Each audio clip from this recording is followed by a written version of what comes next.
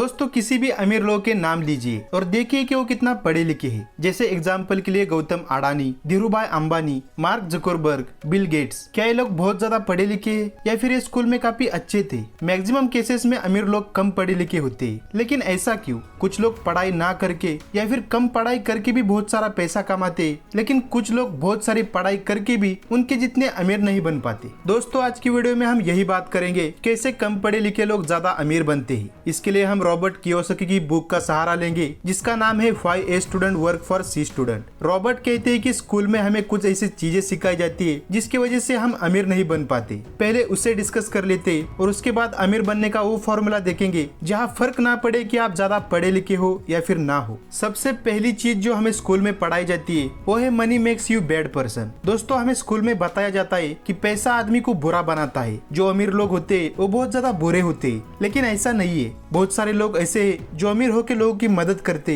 अपनी कंट्री को सपोर्ट करके ग्रो करने में हेल्प करते, अपने दोस्तों की मदद करते, अपनी फैमिली की ज्यादा मदद कर पाते हैं। पैसा आपको आपके विचारों को रियलिटी में बदलने की ताकत देता है। अगर आप अच्छे हैं तो आप और भी ज्यादा अच्छे हो जाएंगे, और अगर किसी के अंदर बुरे विचार है तो वो भी लोगों को दिखने लग जाएंगे। अगर हम रतन टाटा सर की बात करें तो उन्होंने अपने लाइफ में काफी अचीवमेंट्स हासिल करी, काफी पैसा कमाया और उन्हें बहुत सारा पैसा इंडिया के लिए डोनेट भी कर दिया है। उसी तरह अगर आपके अंदर अपने फैमिली, अपने पेरेंट्स की हेल्प करने की चाह है तो जैसे ही आपको पैसे मिलेंगे आप उन इच्छाओं को पूरा करोगे और अपनी फैमिली मेंबर्स की इच्छाओं को भी पूरा करोगे। लेकिन स्कूल में कुछ इस तरह का माइंडसेट बनाया जाता है कि अमीर लोग अच्छे नहीं होते और इसलिए हम ज्यादा पैसों को बुराई के साथ जोड़ देते और ऐसा समझते हैं कि अगर हमारे पास कम पैसे रहेंगे तो ही हम अच्छे इंसान रह पाएंगे, जबकि ये उल्टा है। अगर हम अच्छे इंसान है तो पैसा मिलते हैं हम ज्यादा लोगों की हेल्प कर पाएंगे। रॉबर्ट कहते हैं कि दूसरी बात हमें स्कूल में जो सिखाई जाती है वो ये है कि उधार लेना बुरी बात है, जो कि देखा जाए तो थोड़ा सच भी है,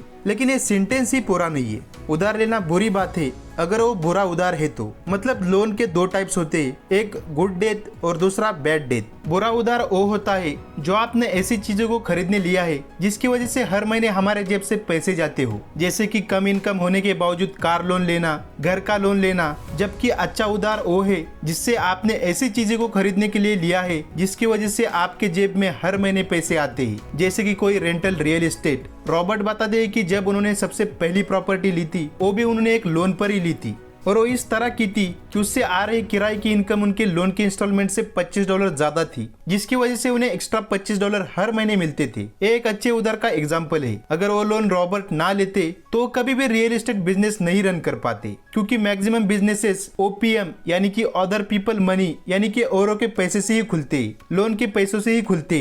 लेकिन इसके लिए हमें अपनी फाइनेंशियल एजुकेशन इंक्रीज करनी पड़ेगी। नेक्स्ट पॉइंट कहता है कि giving less importance to financial education. दोस्तों क्या आपको पता है गरीब क्यों गरीब और अमीर क्यों अमीर है? क्योंकि गरीब लोग फाइनेंशियल एडवाइस की तलाश करते हैं। वो हमेशा दूसरों से पूछते हैं कि उन्हें कहाँ पर इन्वेस्ट करना चाहिए, कौन सा स्टॉक बाय करना चाहिए। जबकि अमीर खुद फाइनेंशियल एजुकेशन लेते हैं, वो कई कोर्स करते या फिर फाइनेंस से रिलेटेड बुक्स पढ़ते हैं। आप भी ऐसा कर सकते हैं। इस चैनल ग्रोइंग माइंडसेट पर आपको फाइनेंस की बहुत सारी बुक समरीज मिल जाएगी, सबको देख लीजिए। स्टार्टिंग आप समरी से ही करिए, उसके बाद आप पूरी किताब पढ़ सकते हैं। इससे आपको समझने में हेल्प होगी। नेक्स्ट बात हमें स्कूल में सिखाई जाती है, if you don't complete your academics you can't be successful. Robert कहते हैं कि आपके सक्सेसफुल की डेफिनेशन ज्यादा पैसा कमाना और लोगों की मदद करना है। तो ऐसे बहुत सारे एग्जाम्पल है जिन लोगों ने स्कूल फिनिश नहीं किया था और उसके बावजूद अपने लाइफ में बहुत सक्सेसफुल हो गए, जैसे कि जॉर्ज वाशिंगटन, अब्राहम लिंकन और एंड्रयू जॉनसन। ये सारे लोग जिन्होंने स्कूल फिनिश नहीं किया था ये यूएसए के प्रेसिडेंट बने।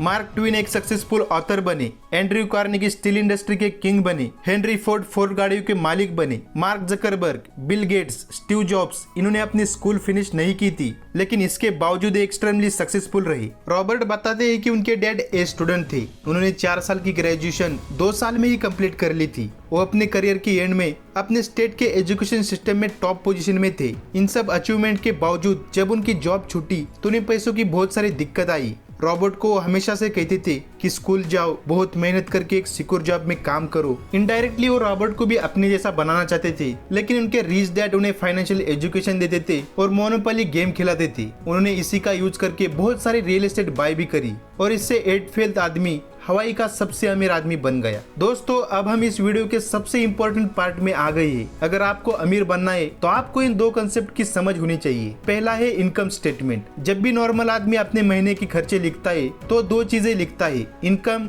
और एक्सपेंस। मतलब पूरे महीने वो जितने पैसे कमाता है और जितने खर्चे करता है वो हर बार सिर्फ अपने इनकम को बढ़ाने में लगा रहता है और इसी ही वो आदमी अमीरी समझता है। लेकिन एक फाइनेंशियली एजुकेटेड आदमी, एक फाइनेंशियली रिच आदमी अपनी मंथली फाइनेंशियल स्टेटमेंट में दो और कॉलम बनाता है, एसेट्स और लायबिलिटी। एसेट्स ऐसी चीज है जो हर महीने उस आदमी को पैसा कमा के देती है बिना काम किए या फिर बहुत कम काम किए, और लायबिलिटी ऐसी चीज है जो आदमी की जेब से पैसे निकलवाती है। जैसे कि अगर आप कार लोन पर खरीद लेते हो तो आपके लिए लायबिलिटीज है, अगर आप कोई घर लोन पर खरीद लेते हो तो आपके लिए लायबिलिटी है, लेकिन अगर आप वही कार रेंट पर देते हो तो आपके लिए एसेट बन जाएगा, क्योंकि वो आपके लिए हर महीने आपको पैसे कमा के देगा। किसी भी अमीर आदमी का सारा फोकस उसके एसेट कॉलम पर होता है कि वो ऐसी कौन सी नई चीज खरीदे जो उसके लिए एसेट का काम करे। नेक्स्ट आता है कैश फ्लो क्वाड्रेंट, ESBI। ई मतलब एम्प्लॉय। अगर आप कोई जॉब कर रहे हैं और हर महीने आपको सैलरी मिल रही है तो आप एक एम्प्लॉय है, और आप भी जानते हैं कि आप एम्प्लॉय बन के सक्सेसफुल रह सकते हैं लेकिन अमीर नहीं, क्योंकि उनका सारा फोकस सिर्फ इनकम पर होता है, एसेट्स पर नहीं।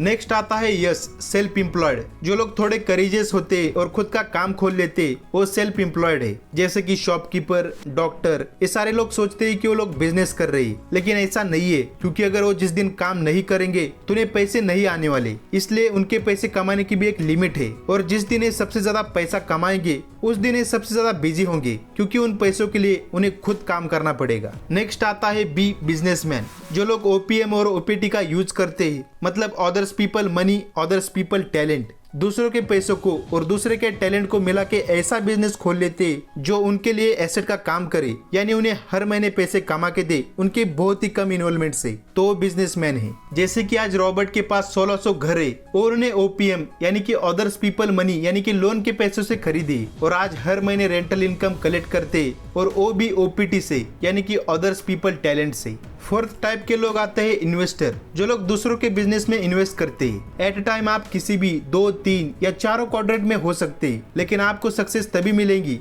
जब आप B और I क्वाड्रेंट में भी है। एक E और S, एम्प्लॉय, सेल्फ एम्प्लॉयड, उनका पूरा फोकस इनकम पर होता है, लेकिन B और I मतलब बिजनेसमैन और इन्वेस्टर, इनका सारा फोकस एसेट पर होता है। अगर आप अभी E और S क्वाड्रेंट में है और B और I में जाना चाहते हो तो राइट वाली वीडियो पर क्लिक करके देखो, जहां हमने उसे पूरे डिटेल में एक्सप्लेन किया है।